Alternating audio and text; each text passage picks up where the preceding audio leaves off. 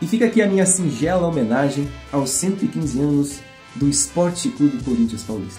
Não esquece de comentar, de compartilhar, de curtir e principalmente seguir Bravo Sem Dúvida. Bora pro vídeo?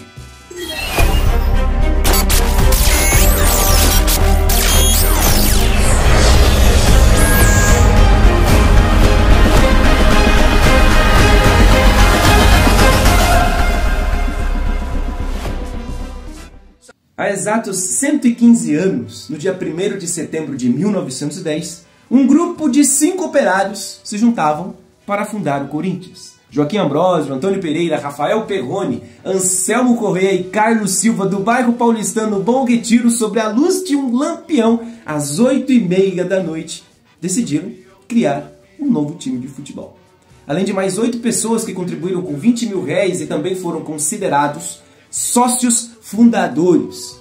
A ideia de criar o Corinthians surgiu a partir da atuação do Corinthians FC, uma equipe inglesa de futebol que já havia sido fundada lá em 1882, que fazia excursão pelo Brasil.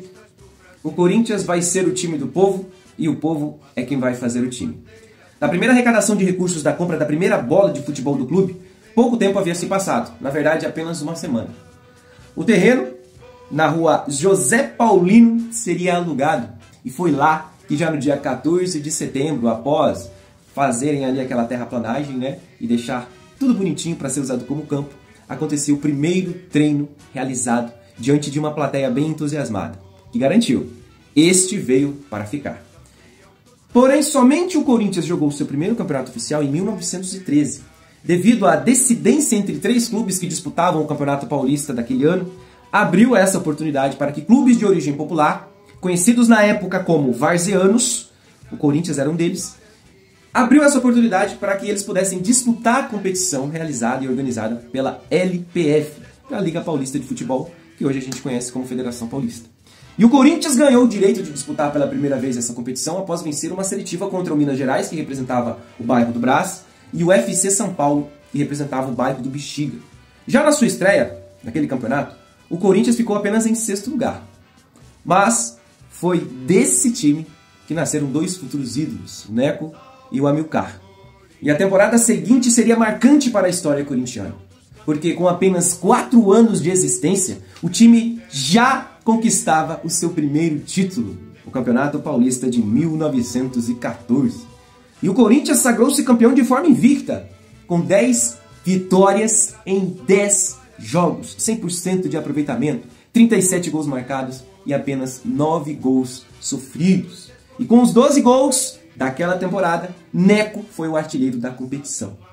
A equipe que conquistou o primeiro título da história corintiana era formada por Aristides, Fúvio e Casimiro Gonzalez, Police, Bianco e César Nunes, Américo, Pérez, Amilcar, Aparício e, é claro, ele, o Neco. E foi naquele ano, também em 1914, que o Corinthians realizaria a sua primeira partida contra uma equipe estrangeira, e foi contra o Torino. Mas nessa, os italianos venceram, saíram melhor, 3-0, Torino contra o Corinthians.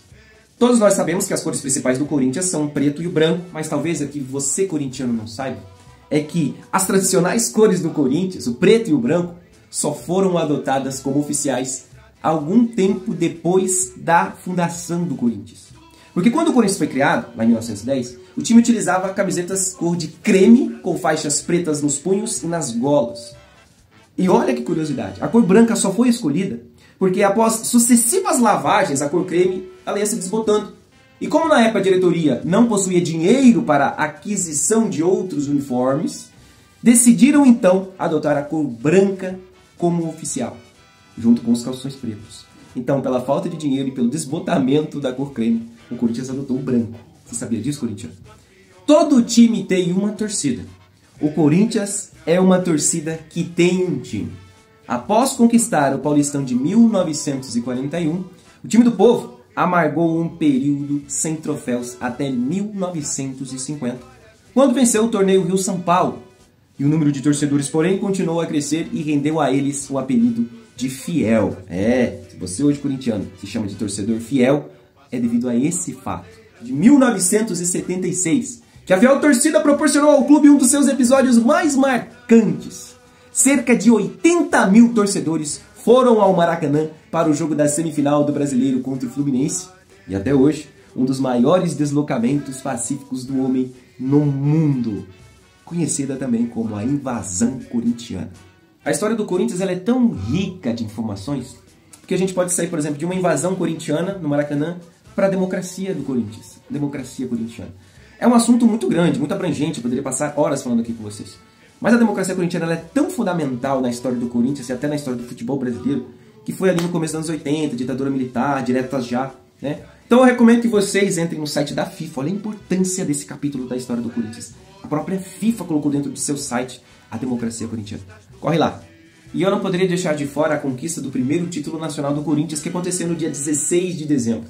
Que é uma data muito especial para o corintiano, né? Porque além de ganharem o Mundial de Clubes em 2012, nesse mesmo dia, eles conquistaram o primeiro título brasileiro de sua história em 1990, quando, na ocasião, bateram a final contra o São Paulo. E aquela equipe que era comandada pelo Neto, dono da camisa 10, como eu disse, superou o São Paulo na final. E olha que o Corinthians não tinha também um grande elenco, diferente do São Paulo, que era recheado já de grandes jogadores. E falar da história de um clube tão grande quanto o Corinthians em um vídeo curto é muito difícil.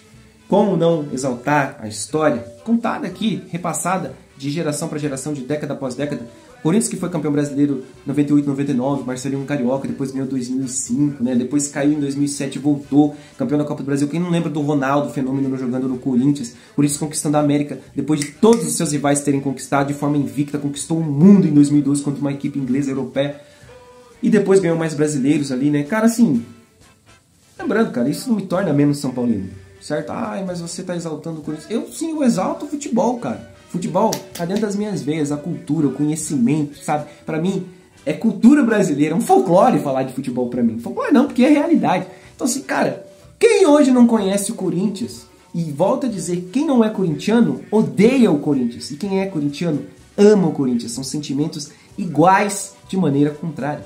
E hoje, se você falar pra mim que não é rival do Corinthians, sendo torcedor do estado de São Paulo, você estará mentindo.